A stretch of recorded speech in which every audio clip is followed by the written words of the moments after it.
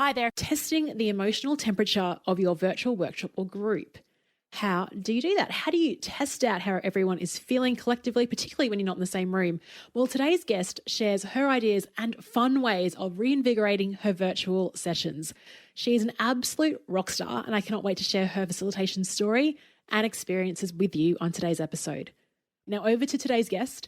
We were lucky to meet virtually when I spoke for the Professional Speakers Association South Africa Joburg chapter, and we just got along so well. I love her enthusiasm and her energy, which you will totally pick up in today's episode. Human potential and parenting expert Nikki Bush from nikkibush.com, that's NIKKIBUSH.com, empowers individuals, families and teams in business and education to win at work, home and life. She has a knack of putting difficult, complex, and sensitive topics on the table, ones that we often prefer to avoid, and making them accessible, such as disruption, future-proofing, dealing with loss and adversity, team dynamics, self-leadership, parenting, and more.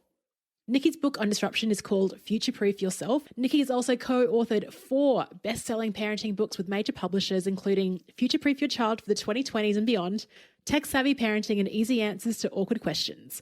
She's fielded almost 3,000 media interviews. This is like 3,001, Nikki, in the past 15 years. And you may have seen or heard her on weekly slots on Radio 702 and SABC3's Espresso, among many others. I hope I put my radio voice on for that. She's also a founder of the Professional Speakers Association of South Africa, holds the International Certified Speaking Professional designation, and was inducted into the Speakers Hall of Fame in 2019, the first woman in South Africa to ever receive it.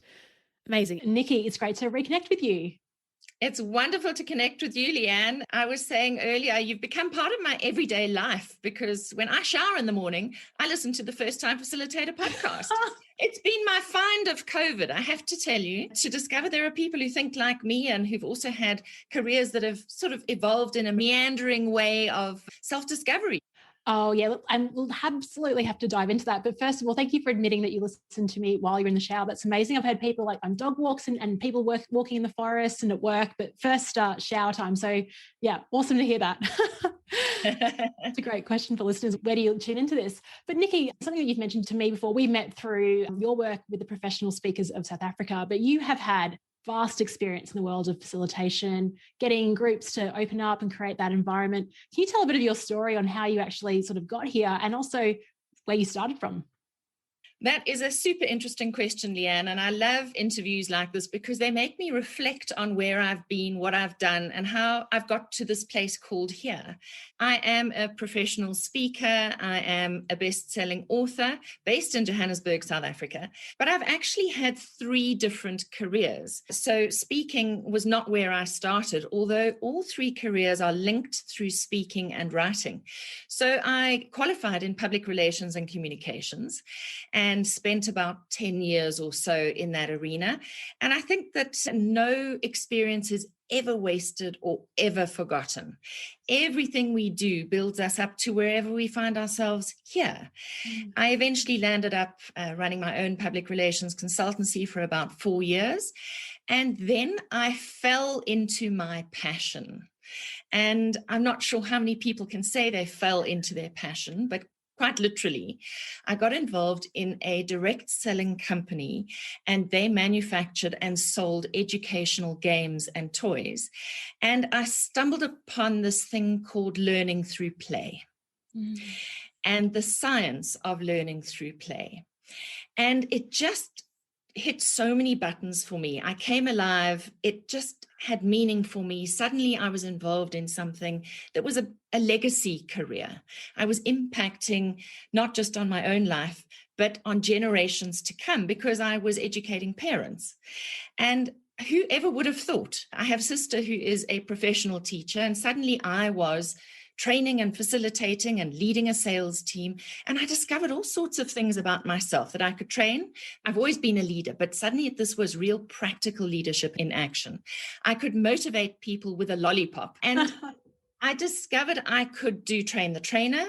I could write training programs. I wasn't just writing training programs for my own team, but I became somebody who wrote training programs and presented them to the entire organization. And they had 8,000 sales staff on the ground. It was the biggest direct selling company in South Africa.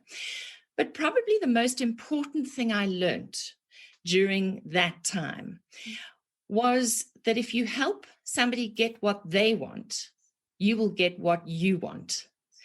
And that was critical. I learned so much about human behavior, both because I was really getting deep into how human beings learn from a childhood and child development perspective, but I realized that adults are no different. And there were a couple of things that I really discovered, the drivers of human nature. The one is attention. People want to be noticed. And as a facilitator, that actually is a great skill to help people to realize that you see them. The second thing is control. People want to have control over their lives, over their work, over what's going on in the room. So attention and control are huge drivers of human behavior, and they either bring out positive attention-seeking behavior or negative attention-seeking behavior. And you can see that playing out in a family environment. You can see that playing out in a corporate environment, in a boardroom. There's a power struggle going on. And then there's this deep sense in a human being of a need for belonging and togetherness. And I think if you understand those three things, that kind of really underpins a lot of my work today. So I'm eternally grateful for the years that I spent in direct selling. And it was only about 3 or 4 years before I went back to writing and consulting in a kind of a PR capacity. And it was about 15 years ago that I became a professional speaker and author. In other words, I earn all of my living from standing up and using my voice. Just about your voice. Your voice is very easy to listen to. And as you were talking, I was like, you just can't not get hooked into your message. Is it your voice or is it the way that you're telling the story? Like I was noticing your pauses just at a meta level. You said that it's been 15 years now. 15 years ago, was that your style? Was that Nikki's style back then? Yes. One thing that's changed over the years is that I speak a little more slowly, but I've always packed a powerful soundbite. And I've been able, I think my skill, and one of the important parts of my work, and I think for many facilitators, is to help people discover the essence of who they are. So often when we meet people, it's, hi, how do you do? I'm so-and-so, what do you do? And you describe yourself by the job that you do. And I always say to my audiences, I may be a speaker and author. That is what I do and how I express myself, but that's not who I am. Who I am is an analyzer and a synthesizer. I'm a creator and a teacher, but it's the analysis and the synthesis that gets me up in the morning, is taking complex ideas, complex concepts, and breaking them up and then repackaging them in an accessible way for people. And so that's really what I do. I started off 15 years ago in the parenting field, and that became my niche. And I became known as the creative parenting expert. That was not the title I gave myself. That's the title that I was given by the people, the audience that I served. Because I guess as parents, nothing unfolds in a straight line. And you have to creatively respond to what every day brings, because you're dealing with human beings who are not automatons. So for about 10 years, I specialized and became a subject matter expert in that field, which was off the back of course, that career in direct selling, in learning through play. And I created a very good support network over those years because I did something. I believe in sharpening your saw all the time. And what you are doing with your First Time Facilitator podcast is exactly what I did for 5 years in my direct selling, or just post the direct selling career when I went back into public relations, was I wrote for the same company for 5 years. I was the editor of their internal newsletter for the sales staff and the external newsletter for their customers. And I had carte blanche to interview anybody I wanted, any experts in the field of child development. And that was, I was told, my degree in child development and child psychology, although I do not have a degree and I do not profess to have a degree in any of those things. Even school headmasters used to come to me and say, if we didn't know, we would have said you had a master's in this and a doctorate in that and whatever, but we know you don't. And the great thing about that has been that I was never, ever a threat to any people who were employed. And largely, I started my career in schools, talking to staff, talking to parents, and I was never a threat. So I've always been the third party sell. And if you think about direct selling, think Tupperware, for example, or Avon. Yeah. That is the third party sell. Somebody hosts a party and brings in the specialist to talk about the product, but they're endorsing you by inviting you in. They're saying to their friend, she's good. I'm bringing her to tell you what you need to know. And that has been something that's been incredibly useful for me, understanding that dynamic as a speaker and facilitator, because clients bring me in often to say what they've already said to their staff, but I'm not them. And it's a bit like the husband goes down to the pub, hears something from his mate, comes home and says to his wife, you know what so-and-so told me? It's such a good idea, I'm going to do it. Meanwhile, his wife has been saying it for years and years and years, but because somebody else said it, the credibility is there. I remember that. I remember that all too well. Unfortunately, from this perspective, as I was internally going, we should do this, we should do this. And then 6 months later, a consultant would come in and say the same thing. And everyone's like, wow, genius ideas. So it absolutely plays out like that. And yeah, maybe that's why, Abby, as we do get a gig with a client, they are endorsing us to come in because they know that maybe they resonate with what we're about, what our content and focus is. Interesting. I never even thought about it that way as that third party type of endorsement. I want to talk about your earlier point around, you said that adults, we like to play like kids do, like we're all just humans. I've had recent conversations with people and they're like, oh, I'm working with an exec team now. And they get all fearful. It's like, well, have you done this work before with like other teams? I said, yeah, I have, but never with executives. They're just human. Like you don't have to raise the stakes. What would your response be to that, given you've worked with so many different groups? Yes, well, I think I've been through and still go through those feelings of, who the hell am I to be doing this work with these people? But I have to remind myself all the time that they are just human, and human beings are born to play. It's another language. It is a language that transcends the language we use when we speak. And so it augments what we say.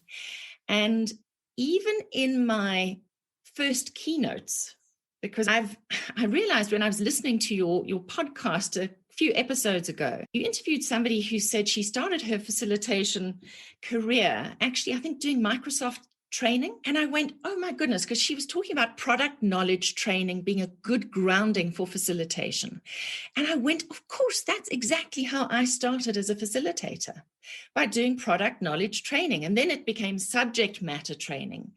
And now it's beyond even that. Now it's really actually about human connection at the end of the day. Mm-hmm. And in my original keynotes, when I was nervous, my opening, my first 5 minutes, because that's when you get your credibility, I found that the hardest part of keynoting.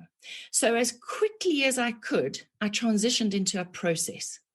And the minute I transitioned into a process, I took the attention off me. I could breathe, I could focus on the audience, and then I could bring the attention back to me. And I found that so empowering, and I did it for years and years. And then that turned into complete facilitated conversations and workshops. So I now do a combination of keynoting and facilitation. And I think what's been interesting with going virtual is that keynoters in a virtual environment have to be facilitators. Yes. And so your term of being a facility teacher or a facility coach or whatever, facility speaker is so true. We actually have had to work on our engagement skills so much more, because you don't have the power of the platform of standing up on the stage and lording it over your audience. You're almost part of the audience now. Yeah. And I think it's pushed a lot of people's buttons. Oh, really? Yeah. Yeah. Well, that was something I spoke about with the PSA South Africa at Joburg chapter, was that concept of facility speaker, because why else would you be there live? You could just play a video of your keynote, right? And that is such a brilliant question that even managers and leaders in organizations have to ask themselves now. That question that you posed in that workshop you ran for us was absolutely on point. And in fact, what we did was we named your conversation that you had with us, how do I do that? Because everybody is asking that same question. Don't just tell me, show me. Show me. And that's really important. Teams are looking to leadership to show them how to do it now, because everybody's at sea in a completely new environment and they're nervous.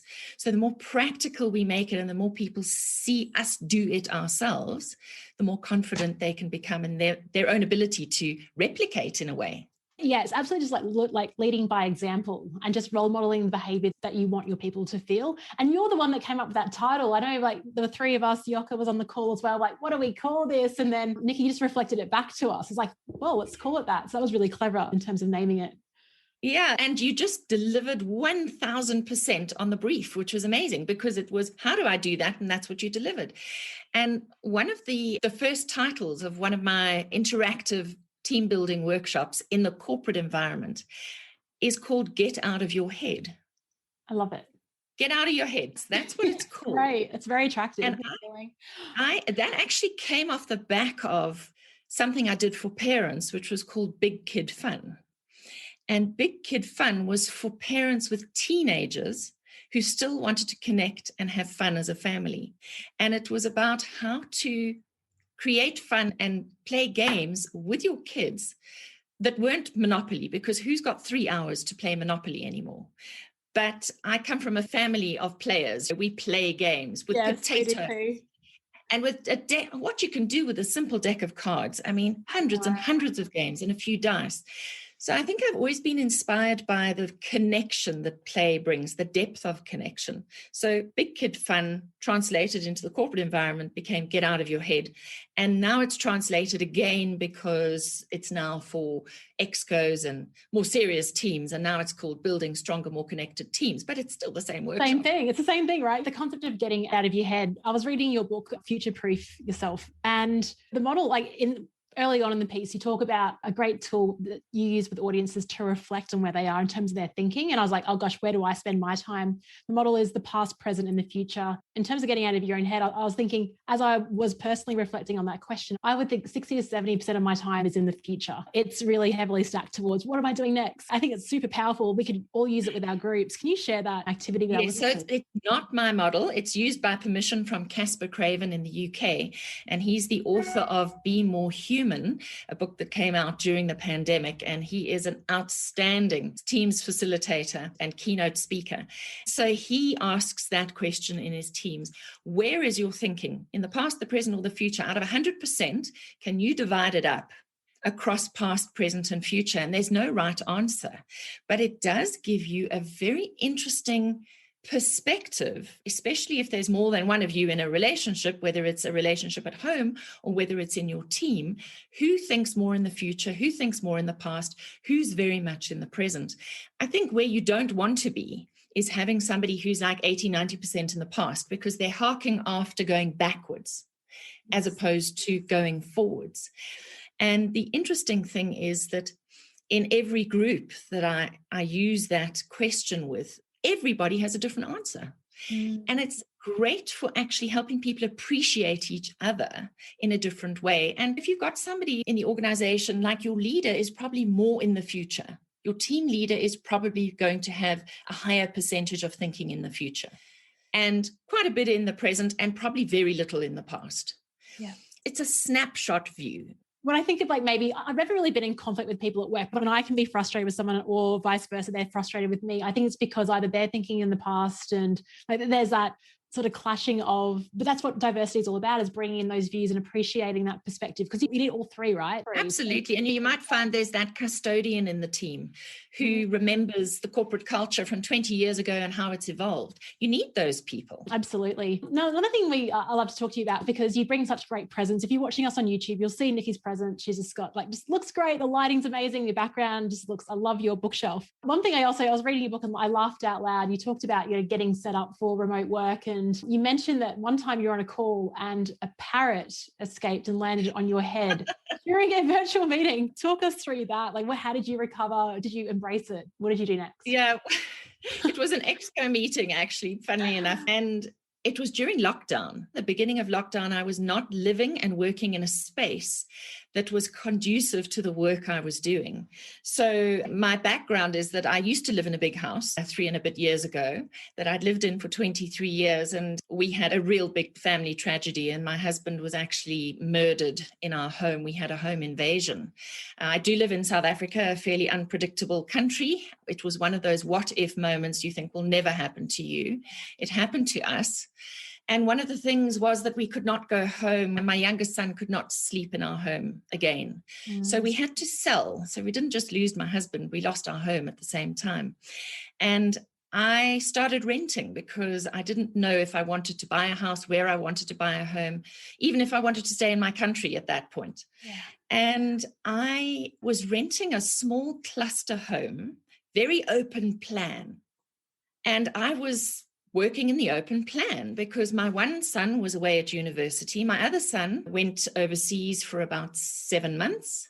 I was not expecting in lockdown to have both my sons home in their 20s, to have my domestic helper and her husband in lockdown with us as well, and 3 dogs and a parrot.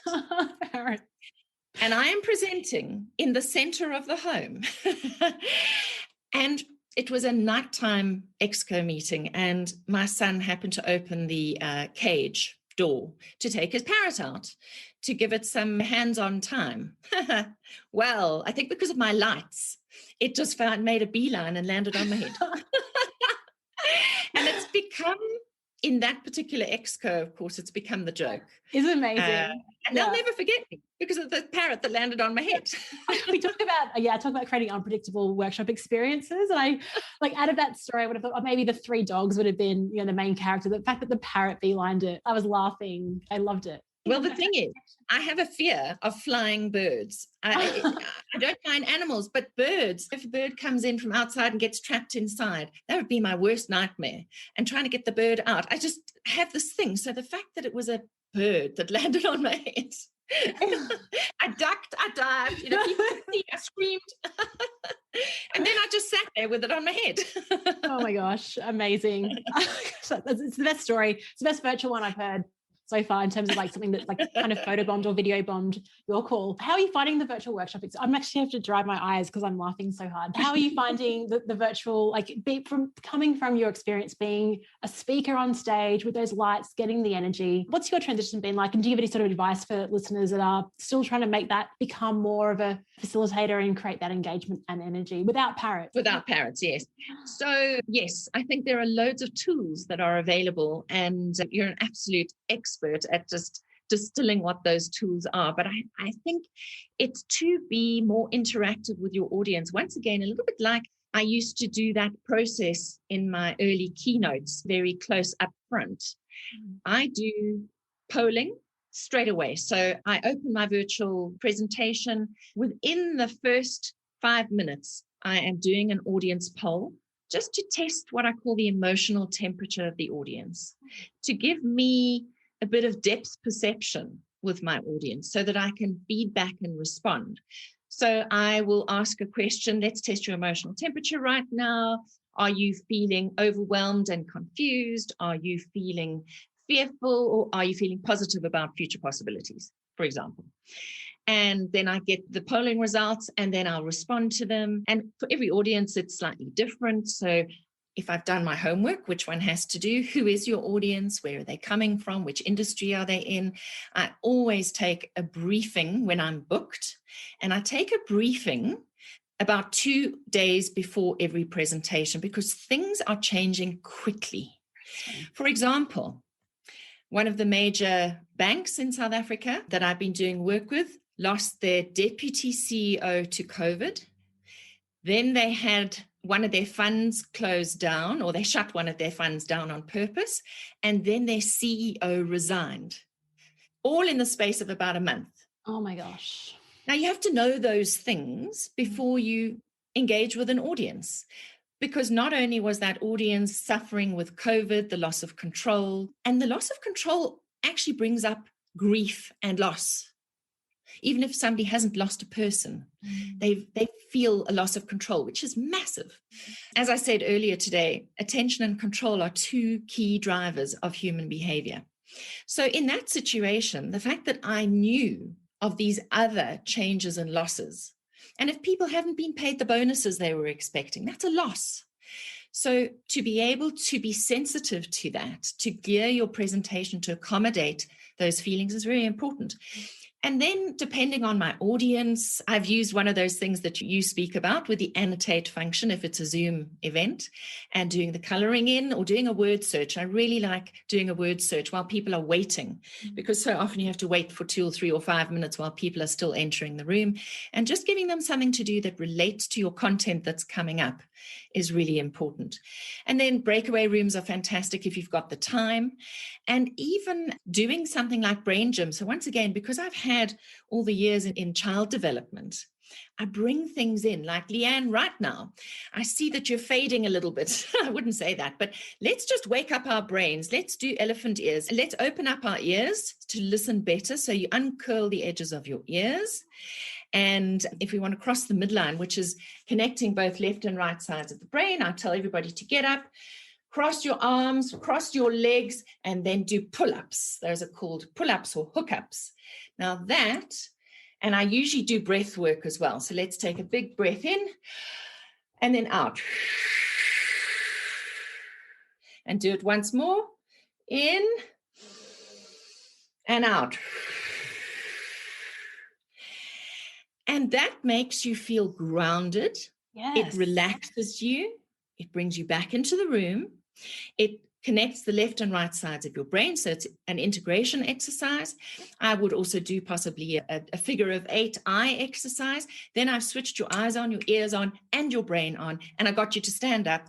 And you can do all of that in the space of 2 minutes.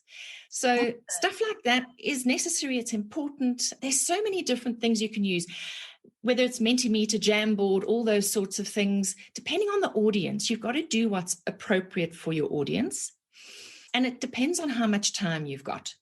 So a lot of my presentations are 1 hour. That's not usually a workshop. That is a presentation. But what I am doing with a lot of my clients is I'm tagging on a half-hour Q&A. Love that. Yeah. Because sometimes you can't get through all of your content. And then you can just plant a bit with 3 people who are going to be on, it's like a panel discussion with a Q&A. So I get the CEO and I get 2 other people into the room. If they have a studio facility, I will go and do it in the room with them. So I'll present from the studio facility and I'll then have them there like a TV show. Yeah. And I think a lot of what we're doing now is we're building TV show-like interactions. And to be able to have people sitting next to you, even if they're 1.5 meters away, just changes the energy up again. And it helps me to position my clients as really human, caring, and vulnerable.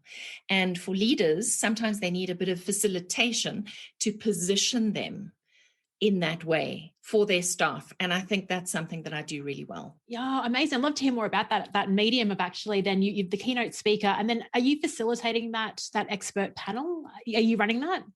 Yes, wow. I am. So you're getting questions from the group, or are you just like firing off questions but were prepared beforehand? Yeah, so beforehand, I'll say, when you thank me, who's going to do the thanks when I've finished my hour? And whoever thanks me, I say, when you've done your thanks, please say something about what struck you about my presentation. And then I respond to that. I love that. Yeah. Seamless transition. And then we are watching the chat as well for questions.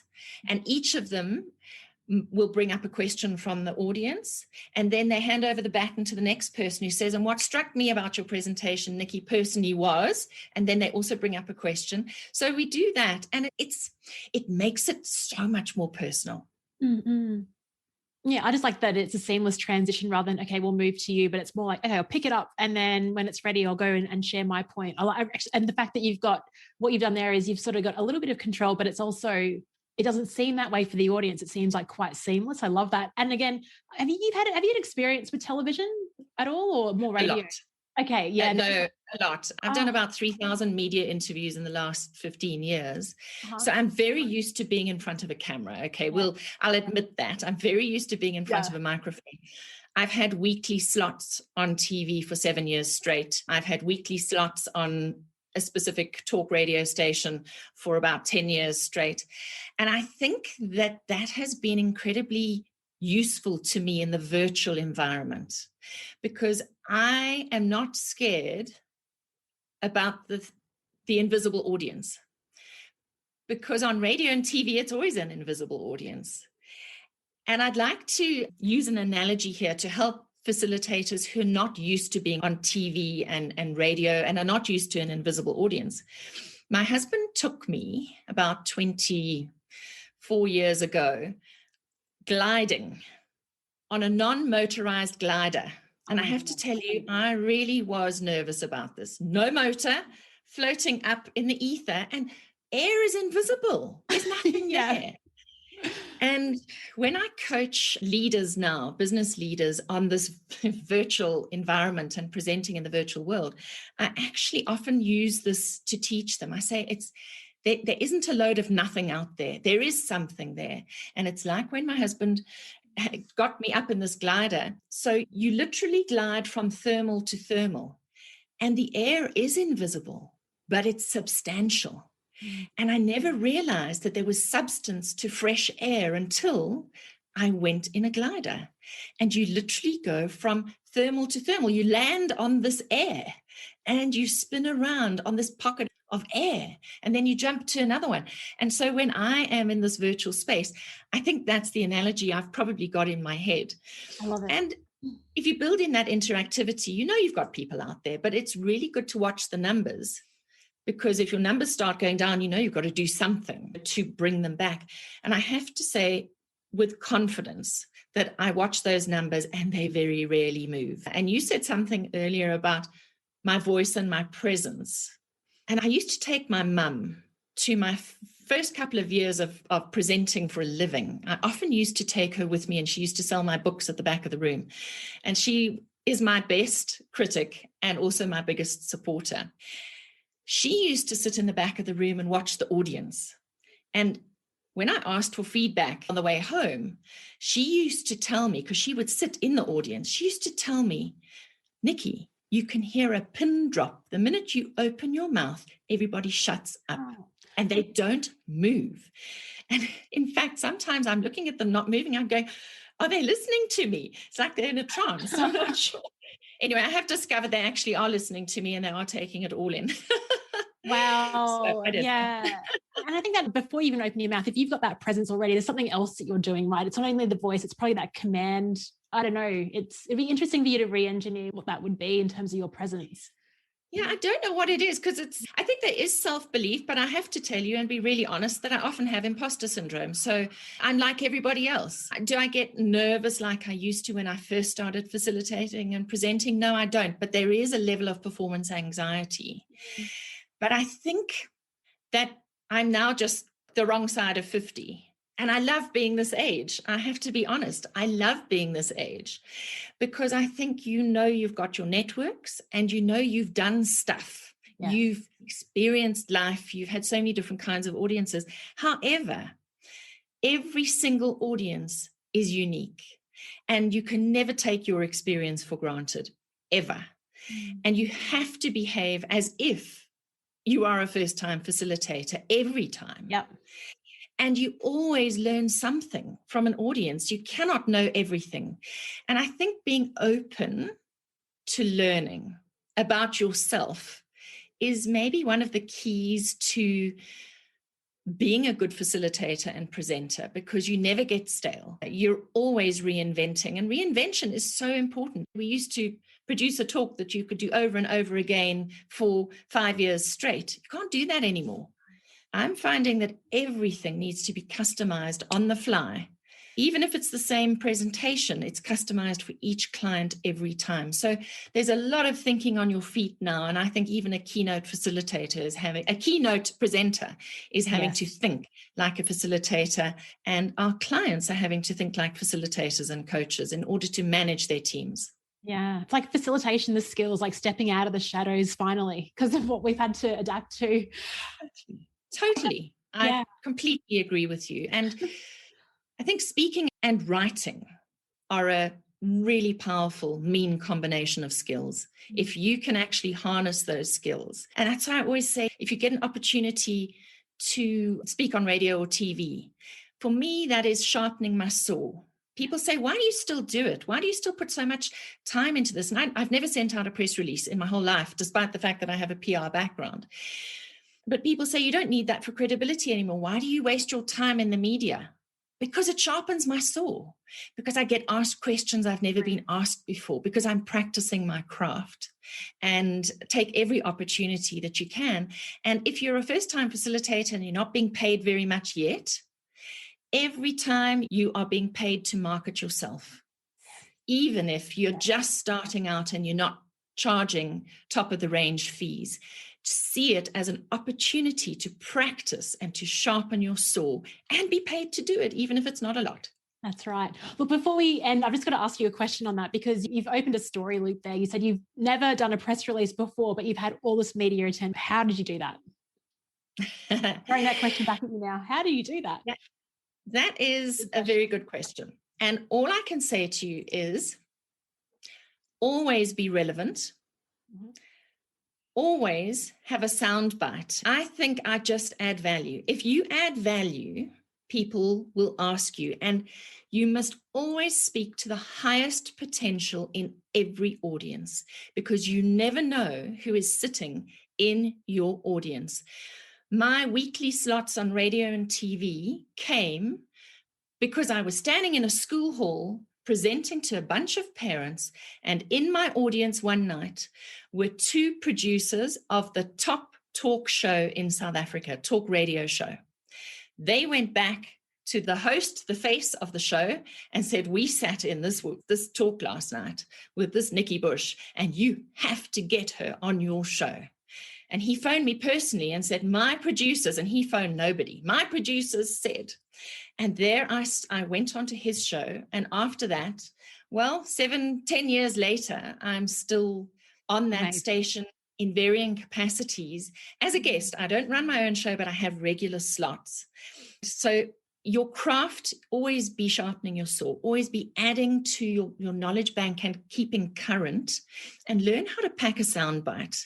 That's something I talk about, short, sexy sound bites. We have to, and that's where frameworks are quite useful, because you can distill them into something short, sharp, and sexy, and people can see it. So creating visual pictures for people is very important.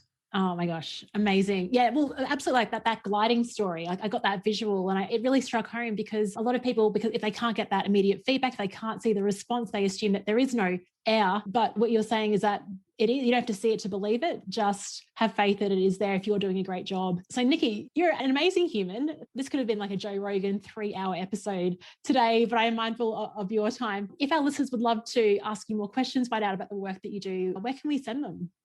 Leanne, I think the easiest place to go to is to nikkibush.com. All my social media tags are there, so Instagram, LinkedIn, Facebook, etc. But I would love to hear from some of your facilitators, and just wishing everybody could be more playful in their approach to facilitation, and just really enjoy it. Be part of it, step into the energy. I think that's the important thing, is to absolutely connect with that energy in the room, knowing that you don't know everything and that there is wisdom in the room, and you can bring that out, and then you can also use that to your advantage. Stepping into the energy, that is a short, sharp and sexy soundbite there, Nikki. So well done. You're just sharing what you do in the way that you're showing up today. Thank you so much. We'll put a link to all of Nikki's details in the show notes for this one. And Nikki, it's always just great chatting with you. I learned so much. So thank you again for your time. Thank you. Likewise, Leanne. All the best.